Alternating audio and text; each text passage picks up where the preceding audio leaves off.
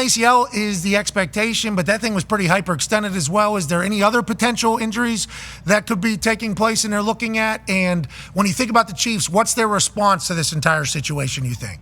Well, he goes down there, and when Andy Reid does the sideline interview with Tracy Wilson, I don't recall the last time where I've ever heard a head coach say it's bad during a game. That's good. Something that's just, yeah. I mean, that is rare when you get that kind of transparency and honesty from a head coach at halftime about a key player. It just never happens. And the fact that he said that and used the tone that he did told you how serious it was at the time. They knew right then and there. Now they'll have the MRI just to confirm it. And the expectation, as you mentioned, Pat, is that it'll be a torn ACL. He'll be out for the year in that particular case, and he'll be the third key player that they will have lost on offense at that point in time. Hollywood Brown's out for the remainder of the regular season with the shoulder surgery that he had. Isaiah Pacheco suffered the 8-week fractured fibula. So those are some big losses. So now what do? I think there's a few ways they could go about this. It's hard to get somebody in there that hasn't played in that offense before, that hasn't worked with Patrick Mahomes in the offseason. It's not a simple thing to do. So we can continue to trot out names like DeAndre Hopkins and Amari Cooper and Deontay Johnson and Adam Thielen and all the names that would make sense logically. They all do in some sort of way if those teams decide to make any deals and move on from players. But it's just not that simple. And they're going to have to rely on, I think, their own talent. Kareem Hunt, I think, looked better than they expected. They could be getting back Clyde Edwards-Helaire here. They signed Jody Fortson to their practice squad last week. Jody Fortson's played in that system. It was a red zone threat before he suffered an elbow injury. They added him last week, and it actually could be a case where he could be a weapon for them as well. They're going to look. The last 2 years, they've made trades before the deadline for wide receivers. Kadarius Toney 2 years ago, and then last year, McCole Hardman. But Hardman had played in the system, knew the offense. Toney adjusted. They'll look around, absolutely, and they may need another body, but they've suffered a lot of body blows already to an offense that has been operating at a high level in the past and still now could be using more help in the future. How many of these wide receivers do you think actually move? We got 5 weeks, I guess, till the trade deadline. You just said Adam Thielen. I didn't really think of him. I thought about Amari Cooper, obviously. You're talking about Nuke potentially being on the move, Hopkins on the move. DJ Moore, they're talking about him potentially being able to be on the move. How many of these guys actually potentially going to move, and how many players should we think about in the wide receiver world? There'll be a lot more conversation about the moves that are made than the actual moves that are made. That's just the way that it works. It's great fodder leading up to the trade deadline. Although, in all fairness, there has been a uptick in activity before the trade deadline in each of the last couple of years. Football's gotten a little bit more like basketball and baseball, where you're seeing a lot of moves made at the deadline. And again, you're getting a position. It's hard for a receiver to step in midseason when he hasn't played in that offense, when he hasn't played with that quarterback, to step in and perform at the same level. But if we go to all those players that we mentioned, right, Amari Cooper, Deontay Johnson, Adam Thielen, DeAndre Hopkins, Davante Adams. Yeah, I don't see the Raiders trading him. I don't see that happening. I mean, not right now. Certainly not to the Chiefs. Like the Raiders got Jets. The Raiders got multiple inquiries this summer, and basically didn't even entertain the conversation. We're like, please stop calling us. We're not trading Davante Adams. That was this summer. Now, if their record is such that they're losing games and they fall out of playoff contention, could and would that change? Absolutely it could. But that's not how they're thinking. They're thinking, we're going to keep winning like we did yesterday. We're going to get this back on track, and Davante Adams is going to be a part of this. Okay. So that's how I believe the Raiders are thinking. Now, the Titans are playing tonight. They've struggled so far. If they continue to struggle, to me, that would make sense that you would look to move a guy like DeAndre Hopkins.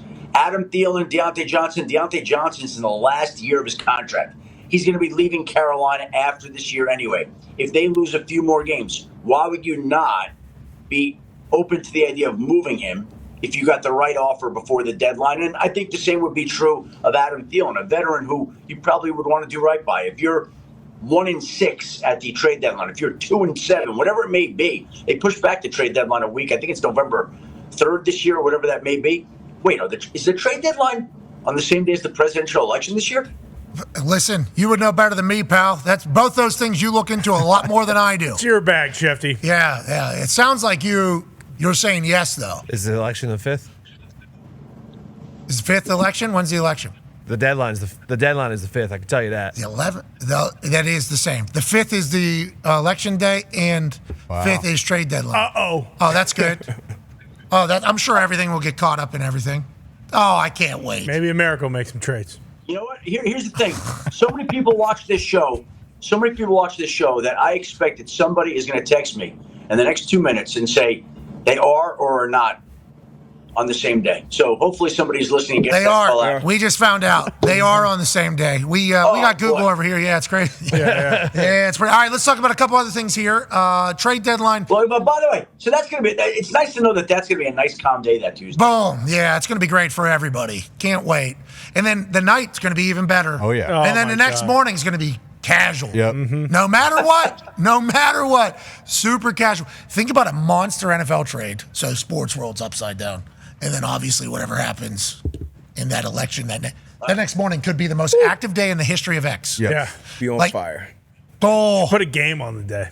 Let's move Monday Night Football Genius. Smart. when to Tuesday, to November 5th. maybe November 6th because we need. Oh, yeah. Maybe, Yeah. You know what I mean? Some waff. Yeah. Let's get a little Wednesday afternoon football, Wednesday night football. Yeah. So that Wednesday morning when we wake up, and obviously the world's going to burn down no matter what the case is. We got 2 football games to look ahead to. That is what we need. We need them. Schedule them. Go ahead, Tone. Just a little tidbit. When the Steelers traded Deontay Johnson, it was rumored, I think it was Albert Breer said that the Chiefs were one of the teams that reached out, but the Steelers did not want to trade him within the conference to the Chiefs. So now that he's on the Panthers, that could be something. Wait a minute, Tone Diggs. That's why you got an AP vote. Let's talk about some injuries that occurred yesterday. Taysom Hill and Honey Badger, seemingly. Now, Honey Badger was on the sideline, had a bunch of, he was still in pads, but they didn't know what was going on. I guess he's got a calf, a heel, a groin. Jeez. And that whole game changes when he's not playing, I think, for Kirk Cousins and then Taysom Hill as well. What's going on with those two down there in the Bayou? Well, Honey Badger's had a lingering heel issue that's been bothering him for a while now. And then yesterday he suffered a groin injury. So now he's got 2 things going on, left the game. I don't think he came back in. And so that's going to be an issue for that Saints defense, which did not operate the same when he wasn't in there. As for Taysom Hill, early in week 2, he had a bruised lung. Now, it was listed as a chest injury, and yesterday he hurt his ribs, but that came on the opposite side of where his bruised lung was. So he came back after missing a week yesterday, then went out of the game early after scoring 2 touchdowns, now has a rib injury, which is going to be painful, couldn't come back during the game. So he's had a couple of things he's had to fight through that are painful injuries here, and we'll see if he can make it back from those particular ailments this week or not. Okay, let's see. Actually, I think the Saints play Thursday night against the Falcons, so it's a short week. So I Buccaneers, don't think Falcons. the Buccaneers. Buccaneers, Falcons. All good. We got full week. Okay. I knew it was an NFC South game. No, NFC South winners too right now. With Tampa and Falcons, they're both good versus good right now. Mm-hmm. Good versus good right now. With quarterbacks getting a second wind too, which we have a graphic for later in these. I don't want to say midlife, but like a lot of these quarterbacks that were maybe middle. In this modern football now, all of a sudden, hey, you know how to read a defense? You know how to do this entire thing? You're almost a weapon again. As the cyclicality, there's no way that's a word. Cyclicality, the cyclicality of football is currently happening right in front of our faces. You know, when you put up that chart, here's the first thing that comes to my mind. And I wonder if this will take hold. Again, I want to say at the outset that quarterback is the most important position in sports, and I don't think you can win unless you have a great quarterback. But I have had front office executives in recent weeks, 2 of them, suggest to me that are they better off not paying a standout quarterback, as has been the case. Like we saw this summer, the Jaguars pay Trevor Lawrence, the Dolphins pay Tua Tagovailoa, the Packers pay Jordan Love. We've seen some huge contracts go out. Dak Prescott gets a deal done in Dallas.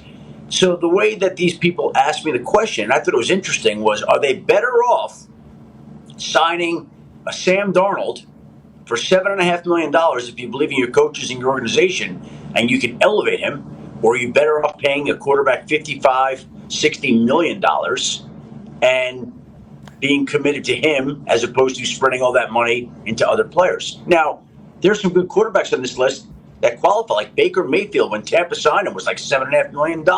Sam Darnold, cheap. Andy Dalton, cheap. Joe Flacco, cheap. Kirk Cousins, not cheap. Not. Derek Carr, not cheap, but cheap by top quarterback prices. And Gardner Minshew, I think, was like $12.5 million. So these are organizational decisions that I think some teams are going to have to make going forward. If you have a good young quarterback, do we want to go pay this quarterback the top of the market price, or is there a guy out there that we like enough? Okay. Is there a guy out there that we like enough that we think that we could make it work with him, save all that money, and allocate it elsewhere? My follow-up would be this. I don't know how long this generation of quarterbacks is going to exist. I think if you listen to any quarterback talk right now, old quarterback, Hall of Fame quarterbacks talk right now, they talk about this modern offense not being like dissect the defense, see what it is, then put your team in the best position to succeed. Now it's like run the offense how you're supposed to run the offense. Here's your read. You're looking here, then you're looking here, then you're doing this. As opposed to looking at the entirety of a defense, figuring out what the defense is, and then changing the play. I think this generation of quarterbacks, when they came into the league, there's a little bit more of that. I think you were kind of taught that. They've been around a long time. So like this young crop right now that we have in the NFL of quarterbacks, like in 5, 6, 7 years, are they still going to be able to do what this group of quarterbacks has been able to do, which is like read. I think that is the caveat to these. This is why I think these guys are doing okay. Is because I think they can read the defenses better than the young guys today that have never been asked to do it. In high school, college, or now in the NFL, they're kind of just being tossed in there. They're the best athlete on the team. They're able to do their thing. The offenses are adapting to them as opposed to them adapting to offenses. And this is just if you listen to all the big-name quarterbacks that have ever played in the NFL, they're saying this is the case. Tom Brady, Peyton, Kurt, everybody that you talk to is saying like the quarterback's job is much easier now, even though they're much better athletes than they used to be, which is why I think these guys are having the success that they're having because they're a little bit more football savvy, I would say. And then will they have continued success though? I don't know. And then will you typically when you pay a guy $50-55 million, you think, hey, this guy can win a Super Bowl with him. Lamar Jackson, Jalen Hurts, Joe Burrow, Tua and Trevor Lawrence, even Jordan Love. I feel like there were some question marks with that. Obviously, you had a small sample size with Jordan Love and the Tua injury history and other things like that. But, I mean, the overall thought, the first thing you said, Schefter, is quarterback's the toughest position to play. So you're going to have to play at the market to keep those guys in the building. And then for these guys that are playing great now, when it's week 12 and it's week 14, now are they still going to elevate your team then, be even better in the playoffs? But kind of on that same note, we've seen the top 2 guys in the draft. Caleb just got another win. Jaden Daniels has been absolutely phenomenal. We haven't seen Drake May yet in there. Jacoby Brissett has been getting his ass beat behind that offensive line. I know some Patriot fans are kind of split. Put Drake in there or save him. Have you been hearing anything from the Patriots camp as far as a potential QB change? Gerard Mayo came out this morning and said he is 100% behind Jacoby Brissett, not thinking about making a change right now. And it looks like it's going to be Jacoby Brissett for a little while longer. And I think the Patriots look like they're following the model of giving Drake May the time that many young quarterbacks need, that many of them don't get in today's day and age. Many of them are thrust into the lineup right away before they're ready. And I think that they want to make sure that they're making a conscientious decision to give Drake May time. But based on what Gerard Mayo said this morning, there's no sign that they're turning to Drake May anytime soon. Okay, and is that because they've had a plan and they're just going to execute their plan? And how long is that plan? Do we know what the plan is? Like, when's bye week? Well, yeah, the plan, 14. When they went and signed Jacoby Brissett, they did so knowing that the quarterback they were going to draft, presumably Drake May, was going to need time, and that by signing Jacoby Brissett, they don't have to rush into anything. Now, is Jacoby Brissett playing at as high a level as some of these other guys? No, but he's a quality, dependable, productive leader, the kind of guy you want leading your team and offense and in your locker room. So let him lead things. It's not like they're winning the Super Bowl this year anyway. They know that. And so now the most important thing they can do is develop Drake May and let him grow into the quarterback that let the boy grow. Yeah, and let the boy watch. Let the boy watch Jacoby just get his ass beat out there. Yeah, week after week after week. It's like it's tough to see why you would want to put Drake May in there because he's just going to get slaughtered. Now, with that being said, we had quite a we had quite a conversation about the Drake May situation before the show went on the air. It's like there was a plan. There always was a plan. That's what Mayo's saying. Like, we're not going to leave our plan just because of how it looks. We're not winning the Super Bowl, to your point, this year. We don't think, nobody thinks. So, sorry, we're going to punt it this year, but this is a plan to make sure that tomorrow's team, next year's team, is in a much better spot. But then the immediate conversation is like, yeah, but what if Drake May can learn from all these things? You know, and what if he... What's so funny? Yeah, when these young quarterbacks get drafted, there are so many coaches and so many organizations. They're like, we're going to let them grow. We're going to take our time. We're not going to rush into any decision. And then the team starts 0-2, 0-3, and they're like, okay, panic! And all the fans want the young guy, and they can't help themselves. They go to the guy. Like, they put him out there before he's ready. How many times have we seen this happen? It happens over and over. So, to me, the interesting part is, okay, and I think Gerard Mayo is strong enough and tough enough and disciplined enough to follow through on it. So, okay, we've got a plan. We're not playing Drake May.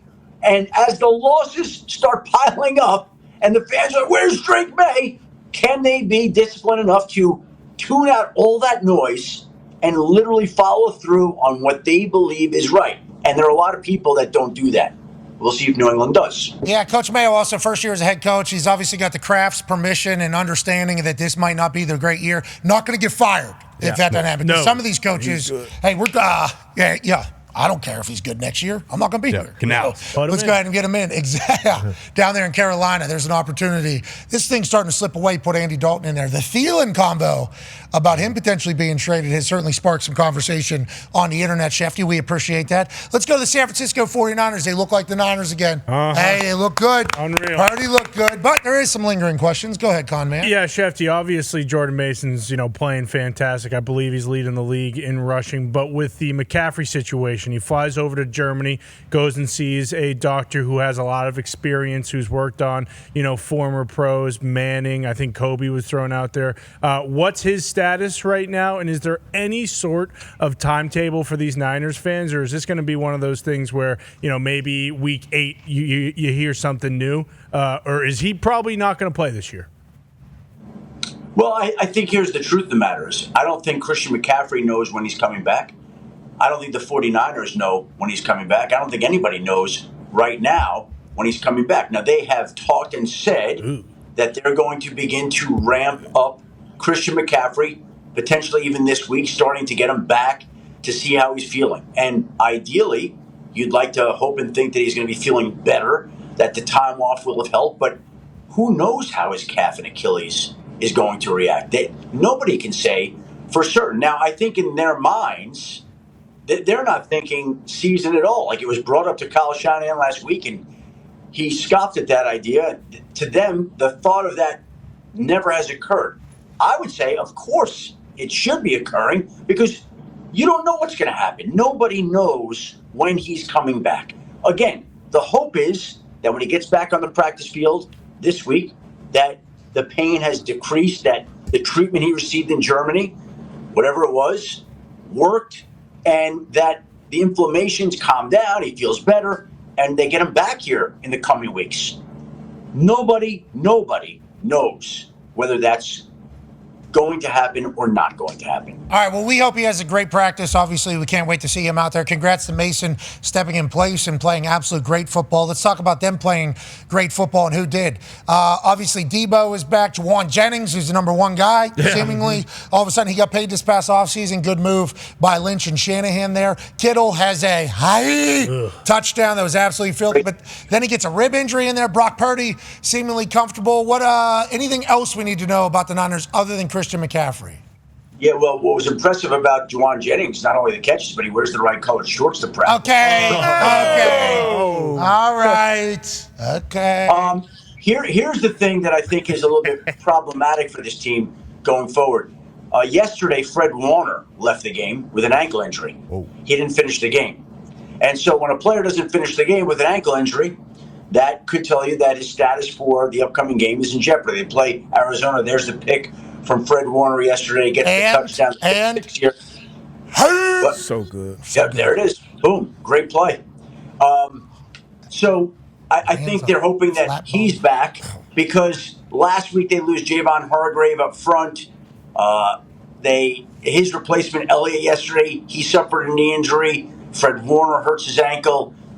Like, there's only so many of these injuries that you can withstand, and these are significant blows to this team, and hopefully Fred Warner's not going to miss any extended time here. Rib for the Kittle, I saw it on a report. I didn't see it live in the game. He's okay. We're just assuming he's Kittle. He's good. I hadn't heard anything that was significant, but you know what? Last week, Kyle Shanahan stepped out on Monday, and obviously he's like, Brock Purdy's getting an MRI on his back. We think he's going to be okay, and Javon Hargrave tore his triceps. He's out for the year, and there was one other one that they had. Like, with that team, they just continue to get pummeled, and it's been that way all season long. You made a little side remark there about the shorts. Everything's good there? Everything's good there? You tell me everything's good there, yeah. No, you tell me. What do you mean, us tell you? You tell me. Is everything good there? Well, no, just that obviously there was the incident over the weekend that got a lot of attention on the internet where Brandon Ayuk came out to practice in the wrong shorts, and that became a viral moment there. So, again, it was addressed there, so we'll leave it for them to address. I'm just saying that Juwan Jennings was in the right color shorts. That's all. Just got a message potentially there as the phone vibrates on the. Go ahead. Good to know. To be clear, you never know if Jennings and Ayuk were doing some cool red shorts there. True. Yeah, so that is breaking. Breaking. True. Ayuk was the only one wearing the red shorts when everybody else had the black shorts on, and then I appreciated the fact that. Was there a short coat when you played? Like, did you have to wear the same color pants, uniform? Like, yeah. Oh, yeah. Pretty much everywhere there's like, hey, this is what everybody's wearing. Some coaches are a little bit looser than other coaches on like if it's tucked in or not. Like Andy Reid's this shit's tucked in. Mm-hmm. Same color socks as everybody else. Like, some coaches are definitely more strict than others for sure. And even the color of the tights underneath. Like I legitimately didn't know what he was mad about there. I didn't know what it was until the very end when he took the shorts off. Then I looked at the rest of the video. I was like, oh yeah, everybody does have black shorts or pants on in this entirety. But it's like the deal got done with him. Everything happened this offseason. So when this hits the internet, and hasn't been as much production as years past, as soon as this hits the internet, obviously everybody's like, diva. Should they have paid this guy? Yeah. Throwing a tantrum. Yeah, tantrum was the thing. There's been a lot of that. Because he kicked the shorts off? Yeah. That's Untied all? the shoes. Well, he had to. Didn't want to race. I guess not wearing them, but. Yeah, Kyle Shanahan walks off, and then this is. Yeah, you got to get shorts off. Got to take your shoes off. They had a rough, him and Shanahan kind of had a rough start when he came into the league as a young first round draft pick, but he turned the corner. He's matured. He obviously was a great player, great production. I mean, since then, this is really turned the corner. Stuff that happens. Big deal. Yeah, it's just stuff that happens, and he didn't know if there was a certain qualification of the amount of money in your bank account if you were allowed to wear those specific shorts. He found out. It does not matter. Standards are standard. I like that from Kyle. Hey, Kyle Shanahan, little accountability. Ayuk says you got it. No problems. All right, last question about the weekend. Jonathan Taylor, Anthony Richardson. Taylor, high ankle sprain, but they're saying he's good. That's great news because he's back. And he looked very fast, very quick the last couple of weeks. He has looked phenomenal. Jonathan Taylor has looked very good. And then Anthony Richardson has a hip. Allegedly, he was good to go. And then they said, we're going to go with Joe because Joe's at 100% right now. You're at 60%. You're not going to be able to run anyways because it's a hip. We'll just take Joe right now at this point. We don't injure you any further. We'll do further testing. What is that was a helmet to helmet? That was a helmet to helmet.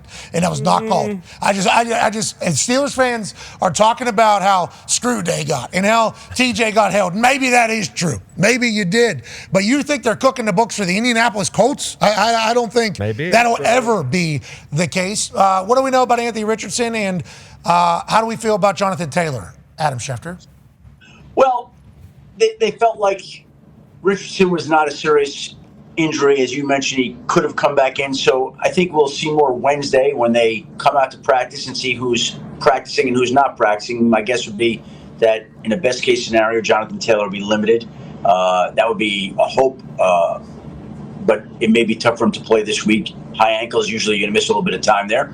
And Anthony Richardson, we'll find out whether he can go. Pat, he's again, I know he can't change the way he plays, but he gets hurt a lot. He gets hurt a lot. Yeah, he does. That's why Flacco getting signed is a very good move, a big move of the offseason. And it was showcased this weekend. We'll keep eyes on Anthony Richardson. Let's turn our eyes now.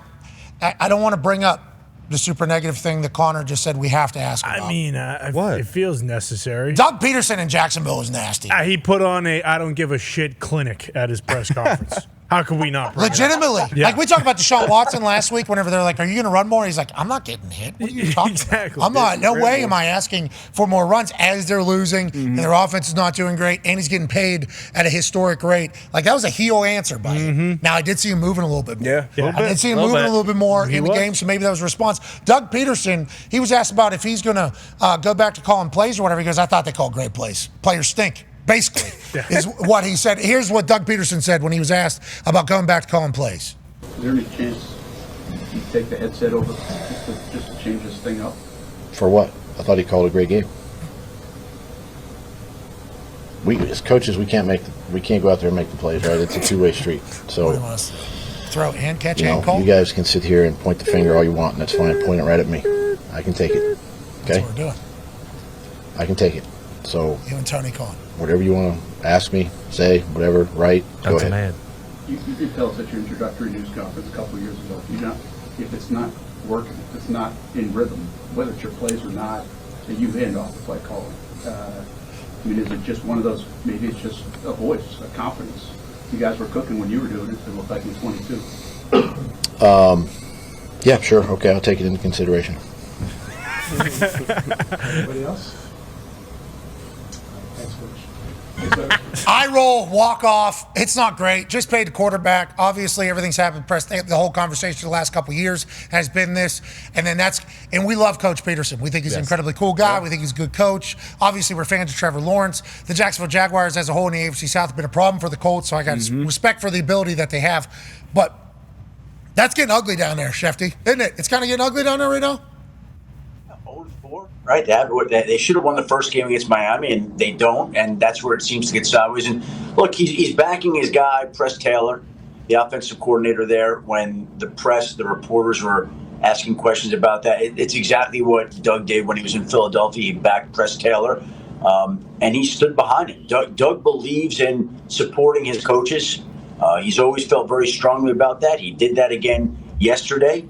To the point where he went out of his way to say that the players have to make plays. And this is a team right now that it's really like you go and sign your quarterback and you spend the money and you make all the moves that they did. They spent a lot of money this offseason. And you even had the owner, Shad Khan, come out and say before the season began, this is the best Jaguars team that has ever been or that he's ever seen. Wow. And they're not playing like that. So when the owner comes out and says, it's the best team that we've had here, and they haven't won a game, all you can say is if it goes on like that, something's going to give at some point in time with somebody. Yeah, I think Shad is potentially just promoting the team. You know, hey, come see us. Exactly. We got a squad. We just paid a quarterback a lot of money. This might be the best we've ever had in there. Son, chief football strategist. Obviously, draft night was dealing with a Tony Khan driver, effects of a broken neck and this entire thing. Doug Peterson's rolling his eyes, walking off there.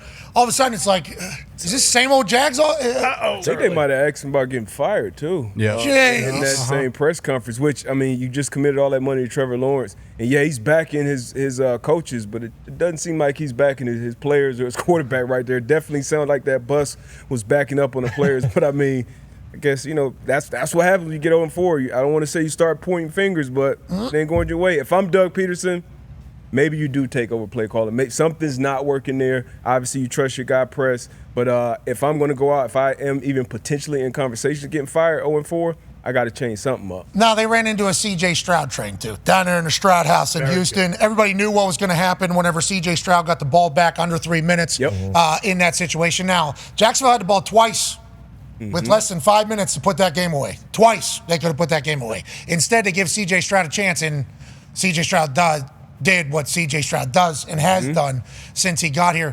Jaden Daniels having the year that he's having after what C.J. Stroud did last year is wild for these young quarterbacks. But I think we all kind of expected this from C.J. Stroud when he got the ball. Last drive, down in your town, what are you going to do? Yeah, we're going to score a touchdown. We're going to win this game. We're going to steal the joy of Jacksonville. Then Doug Peterson's going to have to roll his eyes at the end of his press conference. I mean, that's C.J. Stroud football.